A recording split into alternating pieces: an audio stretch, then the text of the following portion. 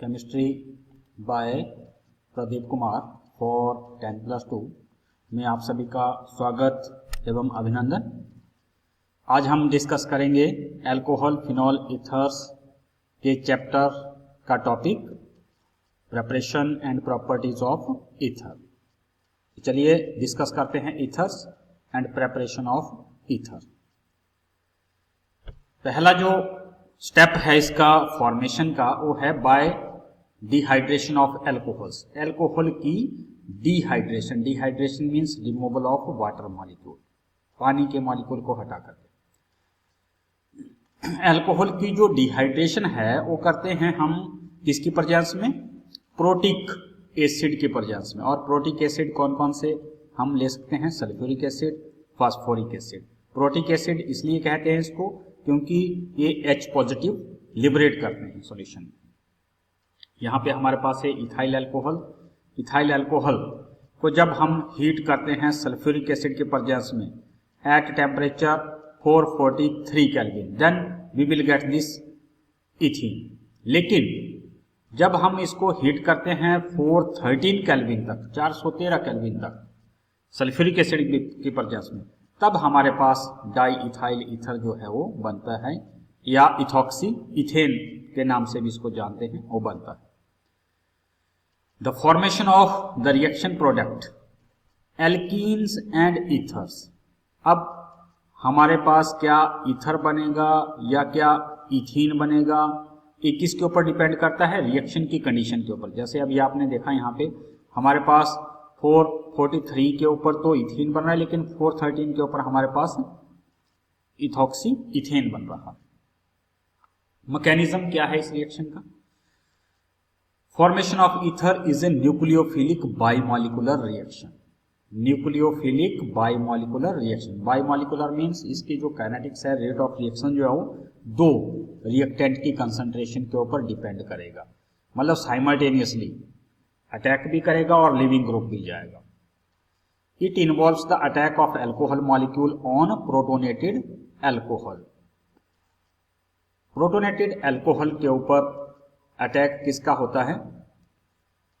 Alcohol का। जैसे आप यहां देख सकते हैं कि ये हमारे पास इथाइल अल्कोहल है, ये प्रोटोन या H पॉजिटिव एसिड से आया है। ये क्या करेगा? ये इस ऑक्सीजन के इलेक्ट्रॉन पेयर को लेकर के यहां जुड़ जाएगा। ये हमारे पास प्रोटोनेटेड अल्कोहल हो गया।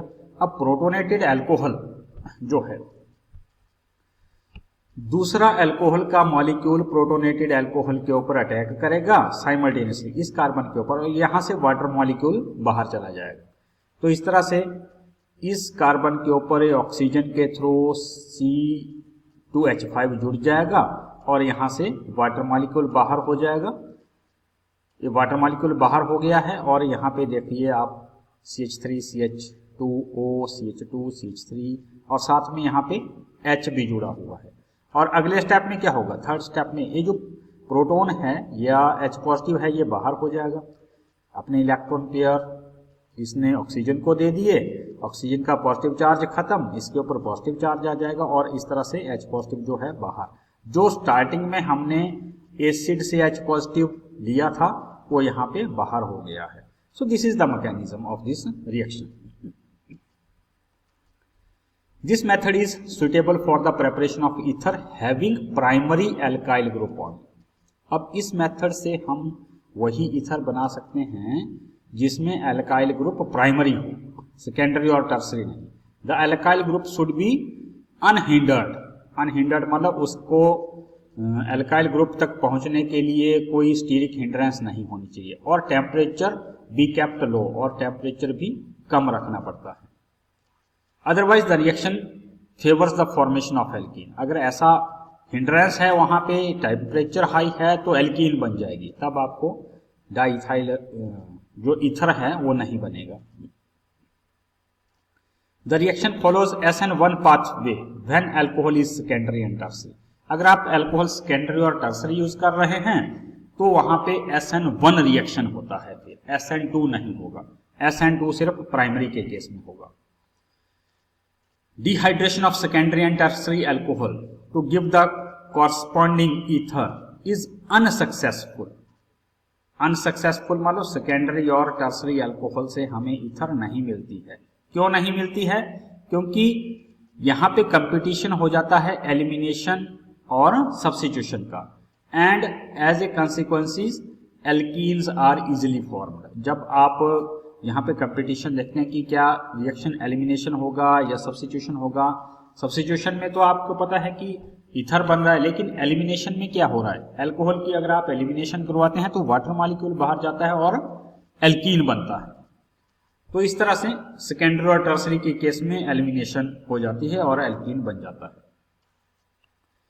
सेकेंड मेथड जो है हमारे पास प्रिपरेशन का, that is Williamson synthesis, most important method.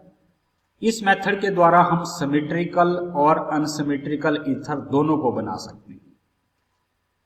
In this method an alkyl halide, अब इस रिएक्शन में करते क्या है हम, alkyl halide is allowed to react with sodium alkoxide. Alkyl halide का रिएक्शन करवाते हैं सोडियम एल्कोक्साइड के साथ। आप देख रहे हैं यहाँ पे ये एल्काइल हैलाइड है RX, ये सोडियम एल्कोक्साइड है R-ONA।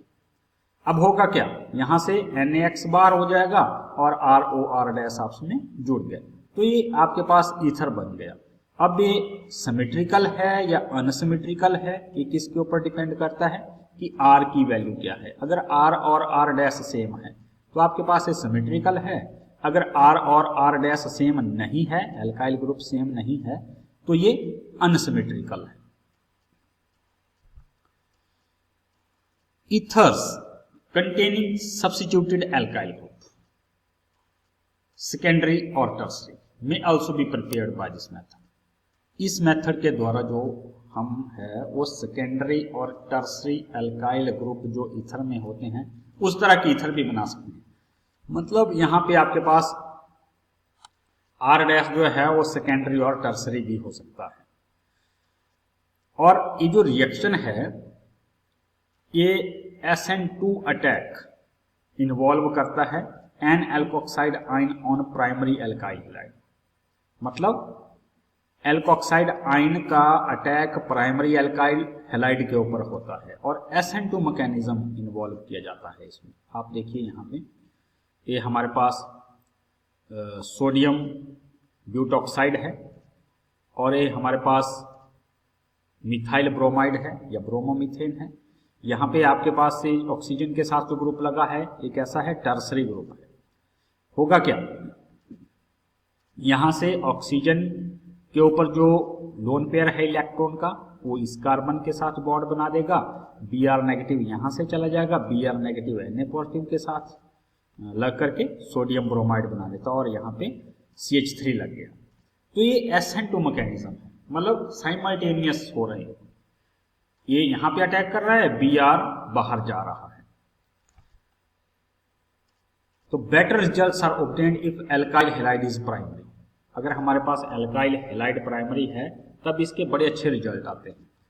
In case of secondary and tertiary alkyl halide, अगर हमारे पास एल्काइल हैलाइड टर्सरी और सेकेंडरी है तो elimination completes over the substitution, तो इलिमिनेशन हो जाती है। अब if tertiary alkyl halide is used, an alkene is only the reaction product and no ether is formed. अगर हमारे पास एल्काइल हैलाइड टर्सरी है तब तो एल्कीन ही बनेगी। एल्काइल हैलाइड अगर आप टर्सरी यूज कर रहे हैं तो हमारे पास एल्कीन बनती है, ना कि ईथर बनेगी। फॉर एग्जाम्पल यहाँ पे देखिए ये हमारे पास टर्सरी ब्यूटाइल ब्रोमाइड है ये, और ये हमारे पास सोडियम मिथॉक्साइड है। अब यहाँ पे हमने जो एल्काइल हैलाइड यूज किया वो टर्सरी किया। अब टर्सरी एल्काइल हैलाइड यूज करेंगे तो ये जो ऑक्सीजन का इलेक्ट्रॉन पेयर है इसको यहाँ पे अटैक करना चाहिए और Br को जाना चाहिए यहाँ से SN1 में, अगर हम SN2 में अगर हम देखें। लेकिन यहाँ पे जो हमारे पास है CH3ON है, ये स्ट्रॉन्ग बेस भी है, तो ये क्या करता है कि यहाँ साइड से H पॉजिटिव को खींच करके एल्कोहल बना देता है। आप देख रहे हैं यहाँ से इसने क्या किया, H को खींच लिया और एल्कोहल बना दिया और साथ में NaBr फिर बाहर हो गया। तो इस तरह से ये 2 मिथाइल प्रोपीन बना देता है अगर आप टर्सरी एल्काइल हैलाइड यूज करते हैं। The reaction of the CH3ONA and CH3 whole thrice CBr means sodium methoxide and tertiary butyl bromide gives exclusively 2-methyl propene.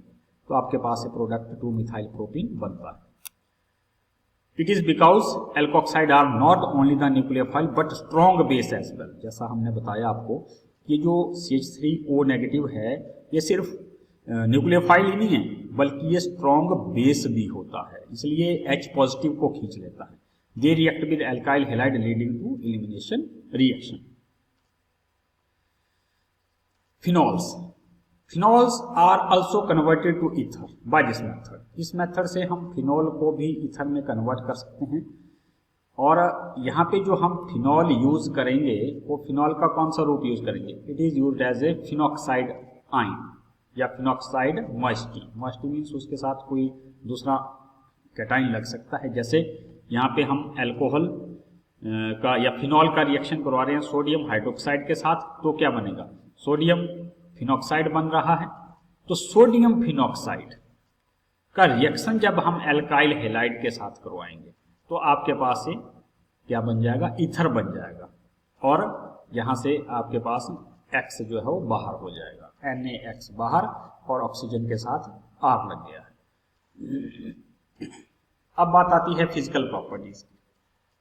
तो इसकी जो physical property, CO bonds in ether are polar and thus ether have the net dipole moment. अब जो carbon और oxygen के बीच में ether में bond है, अगर आप देखें यहाँ पे तो ऑक्सीजन की इलेक्ट्रोनेगेटिविटी ज़्यादा है, कार्बन की कम है, इसलिए ये जो बॉन्ड पेयर है इलेक्ट्रॉन का सेंटर पे ना रह करके ऑक्सीजन की तरफ शिफ्ट होता है. ऑक्सीजन की तरफ शिफ्ट हो गया तो ये बॉन्ड कैसा हो गया? पोलर बॉन्ड हो गया. तो इस तरह से कार्बन और ऑक्सीजन के बीच में जो बॉन्ड है वो पोलर बॉन्ड होता है और इसका डाइपोल मोमेंट भी होगा. लेकिन ईथर में जो पोलैरिटी है वो बहुत वीक होती है and do not appreciably affect the boiling point. और बॉइलिंग पॉइंट को ज्यादा जो है वो प्रभावित नहीं करती है. क्यों नहीं करती है? क्योंकि यहाँ पे पोलैरिटी वीक है. और अगर हम इसका बॉइलिंग पॉइंट कंपेयर करें एल्केन के साथ, कैसे एल्केन के साथ? जिनका मॉलिक्यूलर मास जो है अप्रोक्सीमेटली एक जैसा है. So they have comparable boiling point but are much lower than the boiling point of the alcohol as shown in the following cases. लेकिन अगर हम अल्कोहल के साथ इसके बॉइलिंग पॉइंट को कंपेयर करते हैं, ऐसे अल्कोहल जिनका मॉलिक्यूलर मास अप्रोक्सीमेटली सेम है ईथर के बराबर, तो जो बॉइलिंग पॉइंट अल्कोहल का होगा वो ज्यादा होगा, ईथर का कम होगा. आप यहाँ पे देख सकते हैं ये हमारे पास नॉर्मल पेंटेन है, इथॉक्सी इथेन है और ब्यूटेन 1-OL है. तो नॉर्मल पेंटेन का जो बॉइलिंग पॉइंट है वो 309.1 है, इथॉक्सी इथेन का 307.6 है और ब्यूटेन 1-OL का 390 है. तो अगर आप यहाँ पे पेंटेन और इथॉक्सी इथेन को कंपेयर करते हैं तो इनका तो अप्रोक्सीमेटली एक जैसा ही है, थोड़ा सा फर्क है. लेकिन अगर आप इथॉक्सी इथेन और ब्यूटेनोल का कंपेयर करते हैं तो ब्यूटेनोल का बहुत ज्यादा है और इथॉक्सी इथेन का कम है. तो ये किसकी वजह से है? This is because of the presence of hydrogen bonding in butanol. Large difference in the boiling point of alcohols and ether is due to the presence of hydrogen bonding in alcohol. क्योंकि alcohol में hydrogen bonding होती है. The miscibility of ether with water resemble those of alcohol of the same molecular mass. लेकिन अगर हम इसकी पानी के साथ मिक्सिंग देखें तो जैसी अल्कोहल की मिक्सिंग होती है वैसे ही ईथर की भी होती है. Both ethoxyethane and butane 1-OLs are miscible to almost the same extent, 7.5 and 9 gram per 100 ml of water respectively, while the pentane is essentially immiscible with water. Pentane जो है पानी के साथ मिक्स नहीं होती है, लेकिन इथॉक्सी इथेन और ब्यूटेन 1-OL पानी के साथ मिक्स हो जाते हैं. और ये किसकी वजह से होता है? This is due to the fact that just like alcohol oxygen of the ether जो है वो भी पानी के साथ हाइड्रोजन बॉन्ड बना सकती है. यू कैन सी हियर, यहाँ पे वाटर मॉलिक्यूल और ऑक्सीजन है ईथर की, इन्होंने आपस में हाइड्रोजन बॉन्डिंग बनाई हुई है. हेलोजनेशन, तो हेलोजनेशन भी इलेक्ट्रोफिलिक सब्स्टिट्यूशन रिएक्शन का ही एग्जांपल है। Phenyl alkyl ether undergo usual halogenation in benzene ring. तो हेलोजनेशन होती कहाँ पे है? बेंजीन रिंग के ऊपर होती है। जैसे अगर आप एनिसोल का एग्जांपल लेते हैं तो एनिसोल में अगर ब्रोमिनेशन करवाते हैं with bromine in ethanoic acid even in absence of iron bromide catalyst, तो ब्रोमिनेशन आयरन ब्रोमाइड कैटालिस्ट की अब्सेंस में ही हो जाती है, मतलब उसकी भी जरूरत नहीं पड़ती है। आप देख सकते हैं यहाँ पे anisole bromine in ethanoic acid और ये आपके पास पैरा ब्रोमो एनिसोल बन रहा है और ऑर्थोब्रोमो एनिसोल बन रहा है। पैरा ब्रोमो एनिसोल मेजर है, ऑर्थोब्रोमो एनिसोल माइनर है। This is due to the activation of benzene ring by the methoxy group. Methoxy group की वजह से क्या हुआ?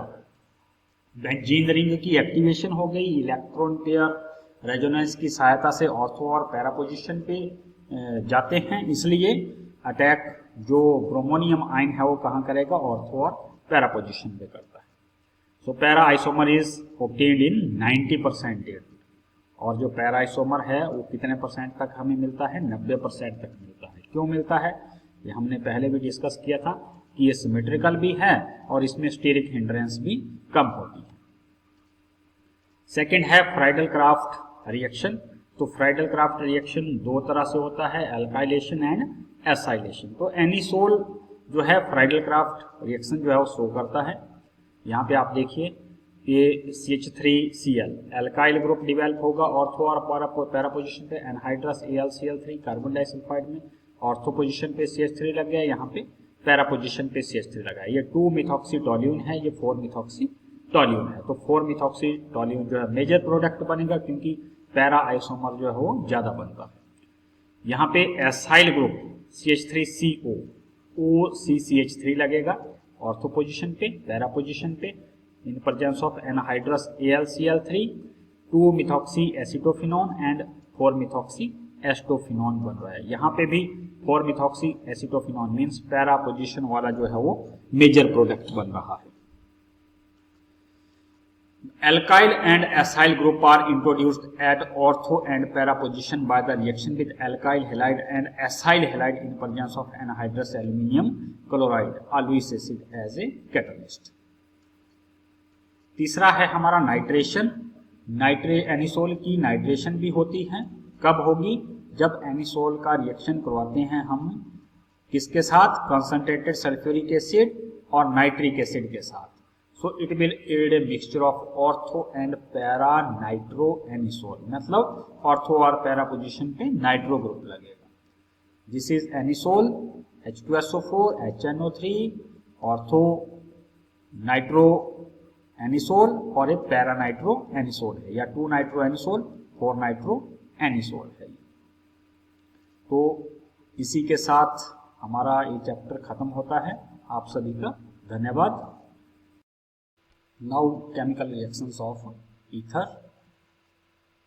पहला है cleavage of CO bond in ether. अगर हम फंक्शनल ग्रुप की बात करें तो ईथर सबसे कम रिएक्टिव है फंक्शनल ग्रुप में। CO बॉन्ड जो है ईथर का ये ड्रास्टिक कंडीशन में ही टूटता है। वो भी किसके से टूटता है? हाइड्रोजन हैलाइड्स के साथ। जैसा यहाँ पे हमारे पास ईथर है, ये ROR प्लस HX जो है वो हाइड्रोजन हैलाइड है। क्या बनेगा हमारे पास? RX plus ROH। अभी जो ROH है ये अगेन रिएक्ट करता है HX के साथ और बना देता है RX प्लस वाटर मॉलिक्यूल। तो अगर हमारे पास HX एक्सेस में है तो ये जो एल्काइल हैलाइड बनेगा ये तभी एल्काइल हैलाइड बनेगा, अदरवाइज ये यहाँ पे भी रुक सकता है रिएक्शन ROH के एल्कोहल के साथ। The reaction of di alkyl ether gives 2 alkyl halide molecule, और यहाँ से हमें ये 2 एल्काइल हैलाइड के मॉलिक्यूल मिल रहे हैं। In case of aryl alkyl ether, aryl alkyl ether means ether के साथ एक तरफ एल्काइल ग्रुप लगा है और दूसरी तरफ aryl, aryl means phenyl group लगा है। The alkyl oxygen bond get cleaved because the aryl oxygen bond is more stable. तो जो बॉन्ड की डिसोसिएशन होती है कार्बन और ऑक्सीजन के बीच का, कौन सा बॉन्ड टूटेगा? यहाँ पे बॉन्ड जो है वो एल्काइल के कार्बन और ऑक्सीजन का टूटेगा, ना कि एराइल और ऑक्सीजन के बीच का बॉन्ड। क्यों? क्योंकि एराइल और ऑक्सीजन के बीच का बॉन्ड ज्यादा स्टेबल है। इसको भी हम बताएंगे कि क्यों ज्यादा स्टेबल है। यहां आप देखिए, ये आपके पास फिनाइल एल्काइल ईथर है, HX के साथ रिएक्शन, तो बॉन्ड से कौन सा टूटेगा? यहां से टूटेगा ये वाला बॉन्ड। ये बॉन्ड टूट करके आपके पास RX बन गया और हाइड्रोजन जो है वो इसके साथ लग गया, phenol plus RX। So the reaction adds phenol and alkyl halide. Ether with the two different alkyl groups. अगर ऐसी ईथर है आपके पास जिसमें अलग अलग एल्काइल ग्रुप है, तो कहां से बॉन्ड टूटेगा? The halogen atom get always linked with the smaller alkyl group. तो जो हैलोजन एटम है HX की X जो है वो स्मॉलर एल्काइल ग्रुप के साथ जुड़ेगा। जैसे यहाँ पे आपके पास है ROR dash plus HX, formation of RX plus R dash OH। R हम आपके पास CH3 है और R डैश आपके पास C2H5 है। तो जो X है वो किसके साथ लगेगा? CH3 के साथ लगेगा, means CH3X C2H5OH। The order of reactivity of hydrogen halide. अब हाइड्रोजन हैलाइड भी आपके पास अलग अलग होते हैं, जैसे hydrogen iodide, hydrogen bromide, hydrogen chloride, HI, HBr, HCl। इनकी रिएक्टिविटी ईथर के लिए कैसी है? HI सबसे ज्यादा रिएक्टिव है, HBr उससे कम और HCl सबसे कम। HCl की रिएक्टिविटी सबसे कम, HI की सबसे ज्यादा। ये किसके ऊपर डिपेंड करता है? इनकी बॉन्ड डिसोसिएशन एंथैल्पी के ऊपर। HI की बॉन्ड डिसोसिएशन एंथैल्पी सबसे कम, HBr की उससे ज्यादा और HCl की सबसे ज्यादा। कम बॉन्ड डिसोसिएशन एंथैल्पी, ज्यादा reactivity. HCl is found to be little reactive. HCl की रिएक्टिविटी बहुत कम होती है, लेकिन HI और HBr जो है कंसंट्रेटेड सॉल्यूशन में हाई टेम्परेचर पे रिएक्ट करते हैं। मैकेनिज्म क्या है इस रिएक्शन का? मैकेनिज्म देख लेते हैं। The reaction of an ether with concentrated HI starts with the protonation of the ether molecule. Hydrogen iodide के साथ ईथर का रिएक्शन किससे शुरू होता है? प्रोटोनेशन से शुरू होता है। पहले स्टेप में क्या होता है? ये आपके पास यहां देखिए, ये CH3O C2H5HI, तो इस ईथर की प्रोटोनेशन हो जाएगी। प्रोटोनेशन मीन्स यहां से हाइड्रोजन जो है ऑक्सीजन के साथ जुड़ जाएगा, ये प्रोटोनेटेड ईथर बन गया और साथ में आयोडाइड आयन बन गया। The reaction takes place with HBr और HI because these reagents are sufficiently acidic. Step 2 में क्या होगा? अब स्टेप 2 में जो आयोडाइड है, आपको पता है नेगेटिव चार्ज है, ये न्यूक्लियोफाइल भी अच्छा न्यूक्लियोफाइल है ये। So it will attack on the least substituted carbon of oxonium ion formed in the step 1। First step में जो ऑक्सोनियम आयन बना है, ये ऑक्सोनियम आयन है। ऑक्सोनियम आयन किसके ऊपर अटैक करेगा? Least substituted carbon. Oxonium ion का वो कार्बन जिसमें सब्स्टिट्यूशन कम हो, उसके ऊपर अटैक करेगा and displace an alcohol molecule by SN2 mechanism. Bimolecular reaction होगा यहाँ पे, यू कैन सी। देखिए, ये आयोडाइड आयन है, ये आपका ऑक्सोनियम आयन है। ऑक्सोनियम आयन में भी आयोडाइड आयन किसके ऊपर अटैक करेगा? Least substituted carbon. तो यहाँ पे देखिए, इस कार्बन के साथ 1-2 हाइड्रोजन लगे हैं, एक मिथाइल लगा है, लेकिन इसके साथ 3 हाइड्रोजन लगे हैं, तो ये कम सब्स्टिट्यूटेड है, ये ज्यादा सब्स्टिट्यूटेड है। तो आयोडाइड आयन किसके ऊपर अटैक करेगा? ऐसे कार्बन के ऊपर जिसकी सब्स्टिट्यूशन कम है। तो यहाँ पे ये अटैक कर रहा है साइमल्टेनियसली, और यहाँ पे ए अटैक कर रहा है, इसके साथ आई जुड़ रहा है और साथ में बॉन्ड जो है, ये बॉन्ड जो है यहाँ से टूट रहा है। इसलिए आपके पास ट्रांजिशन स्टेट में making and breaking of bond हो रही है, और प्रोडक्ट जो है फिर आपके पास क्या बनेगा, CH3I और C2H5OH, इथाइल अल्कोहल और मिथाइल आयोडाइड। तो यहाँ पे जो एल्काइल ग्रुप यानी आयोडाइड ग्रुप है वो किसके साथ लगा, जो छोटा एल्काइल ग्रुप था। तो यहाँ पे हैलाइड आयन जो है छोटे एल्काइल ग्रुप के साथ लगा है। Thus in the cleavage of mixed ether with the two different alkyl group, the alcohol and alkyl iodide form depending upon the nature of the alkyl group. alkyl group का nature कैसा है उसके ऊपर depend करता है कि alcohol कौन सा बनेगा और आयोडाइड किसके साथ जुड़ेगा। When primary और secondary alkyl groups are present, अगर आपके पास ईथर के साथ प्राइमरी और सेकेंडरी alkyl ग्रुप्स हैं, so it is the lower alkyl group that form the alkyl iodide SN2 reaction। तो lower alkyl group means जिसकी सब्स्टिट्यूशन कम हो, उसके साथ आयोडाइड जो है वो या आयोडीन जो है वो या आयोडाइड आयन जो है वो जुड़ेगा। When HI is in excess, the reaction is carried out at high temperature. Ethanol react with the another molecule of HI and is converted to the ethyl iodide। अगर आपके पास HI एक्सेस में है, जैसे मैंने स्टार्टिंग में भी कहा था, तो जो इथाइल अल्कोहल है वो फिर रिएक्ट कर जाता है HI के साथ और यहाँ से आपके पास प्रोटोनेशन हो जाती है यहाँ पे दोबारा I नेगेटिव, और इथाइल आयोडाइड भी बन जाता है। यहाँ पे देखिए आयोडाइड फिर अटैक करता है इसके ऊपर और यहाँ से आपके वाटर मॉलिक्यूल बाहर हो जाएगा और आयोडाइड आयन जो है इस कार्बन के साथ लग करके इथाइल आयोडाइड बन जाता है।